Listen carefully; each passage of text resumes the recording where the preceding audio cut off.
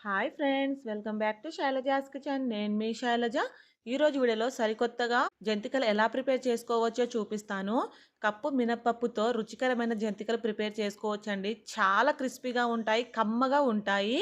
Prepare చేసుకోవడం కూడా చాలా సింపుల్ ప్రాసెస్ అండి. మీరు కూడా తప్పకుండా ట్రై చేయండి. మరి ఎలా ప్రిపేర్ చేసుకోవాలో వీడియోలోకి వెళ్ళి చూసేయండి. ప్లీజ్ అండి, వీడియో నచ్చితే ఒక లైక్ చేయండి. దీనికోసం మనం మినపగుండ్లను నానబెట్టుకోవాలి. నేను ముందుగానే ఒక కప్పు వరకు మినపగుండ్లను తీసుకొని ఒక గంట సేపటి వరకు నానబెట్టుకున్నాను. ఇలా మినపగుండ్లు నానబెట్టడం వలన మనకు చక్కగా ఉడుకుతుందండి పప్పు అనేది. ఇప్పుడు కుక్కర్ పై మూతను పెట్టేసుకొని మీడియం ఫ్లేమ్లో ఒక 3 నుంచి 4 విజిల్స్ వచ్చే వరకు పప్పుని బాగా ఉడకబెట్టుకుందాం. పప్పు ఉడికేలోపు మనం పిండి కలుపుకుందామండి. నెక్స్ట్ ఒక వెడల్పాటి మిక్సింగ్ బౌల్ తీసుకోండి.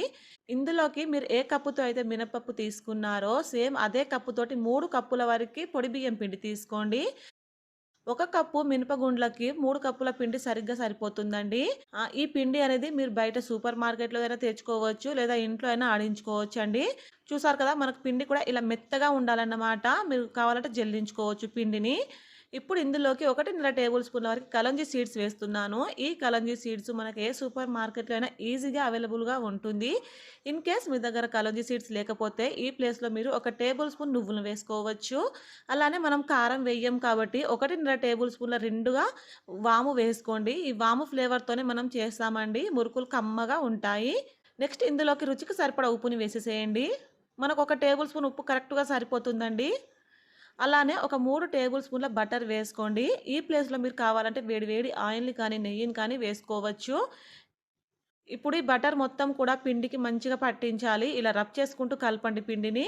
దీని వలన మనకు బటర్ చక్కగా పడుతుంది. పిండి ఎలా ఉండాలంటే ఇలా ఉండ కన్సిస్టెన్సీలో ఉండాలి. ఉండ రావాలి, బట్ ఇలా బ్రేక్ చేయగానే బ్రేక్ అవ్వాలి. ఇలా ఉంటే మనకు పర్ఫెక్ట్‌గా పిండి కలిసినట్టు. ఇప్పుడు ఈ బేషన్ పక్కన పెట్టేసుకోండి. నెక్స్ట్ మనం ముందుగానే ఉడకబెట్టుకున్న పప్పు కూడా చూసారు కదా! ఒక 3 విజిల్‌కి చక్కగా ఉడికిపోయింది. నెక్స్ట్ ఒక మిక్సర్ జార్ తీసుకొని ఇందులోకి ఒక 3-4 పచ్చిమిర్చిని ఇలా తుంపుకొని వేసుకోండి. ఒక టీ స్పూన్ 2గా జీలకర్రను కూడా వేసేసుకొని, ఈ పచ్చిమిర్చి, జీలకర్రని ఫస్ట్ కోర్స్‌గా బ్లెండ్ చేయండి. ఇలా గ్రైండ్ పట్టుకున్న తర్వాత, మనం ముందుగానే ఉడకబెట్టుకున్న మినపగుండ్లు ఉన్నాయి కదా! ఇందులోనే కొంచెం కొంచెంగా వేసుకుంటూ మనం పిండిని బాగా రుబ్బుకోవాలి. అలానే మీకు ఇలా రుబ్బేటప్పుడు కష్టంగా అనిపిస్తే కొంచెం కొంచెం వాటర్‌ని పోసుకుంటూ పిండిని ఇలా ఈ కన్సిస్టెన్సీలో రుబ్బుకోండి.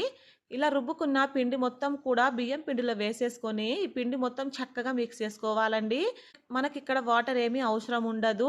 మనం తీసుకున్న ఈ మినపగుండ్లతోనే చక్కగా కలిసిపోతుంది. ఇన్ కేస్ మీకు కొంచెం గట్టిగా అనిపిస్తే ఒక పావు కప్పు వరకి వాటర్ కొంచెం కొంచెంగా వేసుకుంటూ ఇలా ఈ కన్సిస్టెన్సీలో కలుపుకోండి పిండిని. ఇలా కలుపుకున్న పిండితోని ఇప్పుడు మనం జంతికలు చేసుకుందామండి. ఈ పిండిని కవర్ చేయండి. మనకు తడి ఆరకుండా ఉంటుంది. నెక్స్ట్ జంతికల మౌలు తీసుకోండి. ఈ మురుకుల గొట్టంలోనికి మనం కలిపి పెట్టుకున్న పిండిలో నుంచి కొంచెం కొంచెంగా పిండిని తీసుకుంటూ మురుకుల గొట్టంలోనికి వేసేసేయండి. ఇప్పుడు దీనిపైన మూతని పెట్టేసుకొని మనం మురుకుల్లా వేసుకోవాలి. మీరు కావాలంటే కాటన్ క్లాత్‌ని కొంచెం తడిపైన వేసుకోవచ్చు. లేదా ఇలా బటర్ పేపర్ అయినా తీసుకోవచ్చండి. బటర్ పేపర్ మీద అయితే మనకు చక్కగా ఊడొస్తాయి మురుకులు. ఇలా మురుకులు ఒక 2 చుట్లు చుట్టిన తర్వాత ఇలా ప్రెస్ చేయండి. ఇలా ప్రెస్ చేయడం వలన మనకు ఆయిల్‌లో వేసేటప్పుడు మురుకులు విడిపోకుండా ఉంటాయి. ఫ్రై చేయడానికి స్టవ్ మీద మందపాటి కడాయి పెట్టుకొని ఇందులోకి డీప్ ఫ్రైకి సరిపడా ఆయిల్ వేయండి. ఆయిల్ బాగా హీట్ అయిన తర్వాత మనం ప్రిపేర్ చేసి పెట్టుకున్న మురుకులను ఒక్కొక్కటిగా వేసుకుంటూ ఫ్రై చేసుకోవాలి. ఈ మురుకులు వెంటనే తిప్పకూడదండి. ఇలా ఒకవైపు మంచిగా ఫ్రై అయ్యి ఆయిల్ తేలుతుంది కదా! అప్పుడు మరొక వైపు ఫ్రై చేసుకోండి తిప్పి.